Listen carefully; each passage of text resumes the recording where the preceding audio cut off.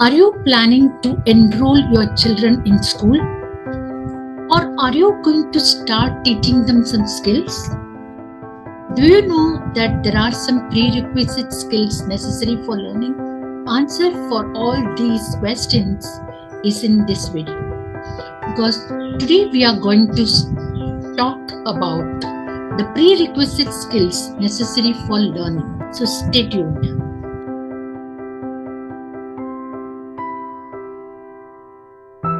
Welcome to my channel Dignity in Disability, and I'm Anuradha Deshpande, mother of a young man with intellectual disability, and I'm also a banker turned clinical psychologist, counselor, and a special educator. I'm founder of Care and Care Life Skill Curriculum, and this pandemic turned me into a digital disability life skill coach. And I'm on a mission to empower 100,000 parents of children experiencing any form of developmental disabilities, so that the parents can build skills in them and help them navigate into a life of independence and dignity. And this I brought it through courses, challenges, counseling, and one-to-one coaching. And through this channel, Dignity and Disability, I bring 2 weekly episodes of Tuesday Tags and Friday Facts, so that I can reach out to as many people around there who need help. So in today's episode of Tuesday Tags, which is a skill building series, today I'm going to talk about 5 pertinent skills necessary for learning. So even before you decide to send your child to school, or even if you are going to start teaching them certain skills, then you should ensure that your child has these following 5 very pertinent prerequisite skills.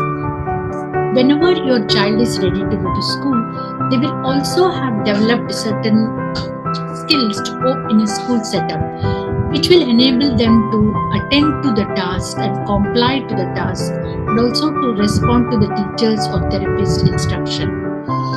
If your child is experiencing any form of developmental disabilities, then it will be very, very difficult for them, as they are not prepared with all these prerequisite skills necessary for them.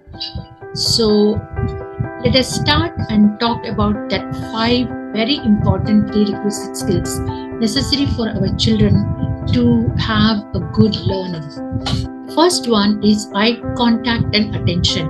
We all very well know that attention is the most important skill necessary for all of us to initiate a task, sustain through it, and complete. To instill this attention skill in our children, we need to have their eye contact. And most of our children, especially experiencing autism spectrum disorder, have giving an eye contact and maintaining it throughout the conversation.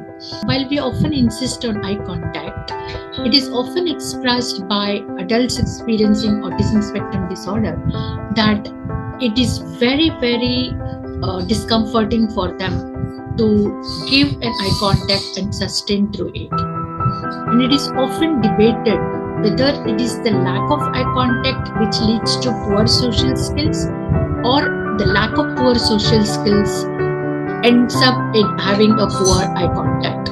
Often the advocates of children with autism say that insisting on eye contact is not the right thing to do. Teach your children enough eye contact to look into your object or look at what you are doing and enable them to learn it. Here are some ways to improve eye contact. That is during meals, during playtime, when you are having conversation, or by prompt, or when they request for something, or by modeling, and by reinforcing them each time they give you a good eye contact. For attention, there is already my video on YouTube speaks about the types of attention and how to go about building attention. And in next Tuesday Tags, I'm going to talk elaborately about attention skills. So please stay tuned for that and check it out. Next is sitting tolerance. Often parents come to me and say that my child does not sit in one place.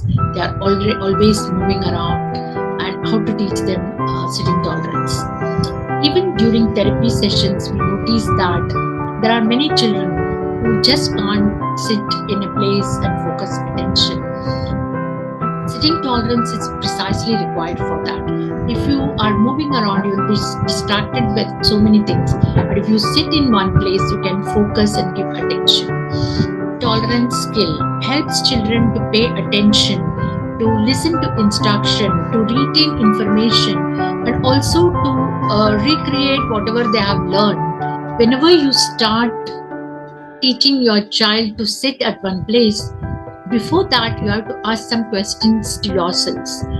Those questions are: how long you expect your child to sit at one place? Are they seeking your attention? Are they enough stimulated through physical activities so that now they can settle down? Are they comfortable in their sitting position? If not, can you make that more comfortable? Have you set clear boundaries and expectations? And have you implemented a proper process of teaching this skill? And these questions will help you to develop sitting tolerance in your children. So, what is joint attention? Joint attention is a behavior in which two people focus on the same object or same event for the purpose of interacting with each other. It is a form of early social and communicative skill. Now, joint attention involves sharing a common focus on something or some objects or some concept or something you are teaching and with somebody else. And joint attention requires the ability to gain, maintain, and shift attention. For example, when you take your child to show him a train passing by, what you do is you show the train and your child also looks at it and you enjoy the train passing by. That's called joint attention. Joint attention is also known as shared attention, and this is usually gained through eye contact, gestures, by pointing, and also by vocalization. So there are two ways of joint attention. One is initiating joint attention. Initiating joint attention is where your child is bringing already an object towards you, initiating that joint attention, where you can chip in and encourage talking about the object, which will help develop this joint attention. And the second one is responding to your joint attention, where you require your child to respond to certain things you are pointing out or you are showing them or you are talking about it. The first one is by taking turns. When you build a block or when you are pushing a car down the ramp, these are all activities which can improve your joint attention, where you work together on the same object. Model gestures, visuals with songs, play freeze dance, in the sense that you start dancing with them and suddenly you freeze out, then they will look anticipating that what is going to come next. That way they will give you joint attention. The important point to remember here is to keep working on it. It's not going to come overnight, but you have to keep on working on it and enjoy learning with your child. Then next is command compliance. Following instruction is a very important ability needed, especially if you are going to attend a mainstream school, because most of the learning happens there and teaching happens there through instructions. So your child should be in a position to hear all those instructions and comply to them. So how do you build this command compliance? How do you build this command compliance is through introducing a lot of instructional activities. Very slowly, in small steps, you can give instructions and make them learn these skills. So command compliance can be improved by engaging them in instructional activities, and these instructional activities can start from small commands like stand up, sit down, fetch me a ball. All these can, and very slowly you can build on more commands to it. Another way to instill command complaints in your child is to break down large jobs, tasks into smaller one and step by step issue commands. Then you can also create a checklist, and that will allow them to follow those instructions and commands. For younger children, you can use picture cards and other visual cues which will enable them to follow these commands. If your child requires more reinforcement, adopt a reward or token system which will help them to focus on what command you are giving and complying with that. Next one is imitation. Imitation is a crucial aspect of skill development because it allows you to learn new things quickly and efficiently by watching others around us do that. We all, as babies, we learn to imitate by looking at our parents or caregivers or people around us. The same skill has to be taught to our children. So imitation involves a child's ability to copy others. So you can give instructions in the form of gross motor imitation, fine motor imitation, oral motor imitation, which will help them to build more complex skills. There are some activities with which you can teach imitation, like banging on a drum, and you expect your child to bang the same and imitate you, or pushing a car, or gestures and body movements like clapping or raising your hands, and sound and word imitation, where you can teach them to imitate animal sounds and other sounds around them. Their ability to imitate gestures and bodily movement will enable them to get language skills. Their ability to imitate actions and objects related to their development will help them in their play skills. Imitation is also required before you can get the child into joint attention. So imitation is a very important skill to be taught to your children. So these are the 5 prerequisite skills necessary for your children. The first one is attention and eye contact. The second one is sitting tolerance.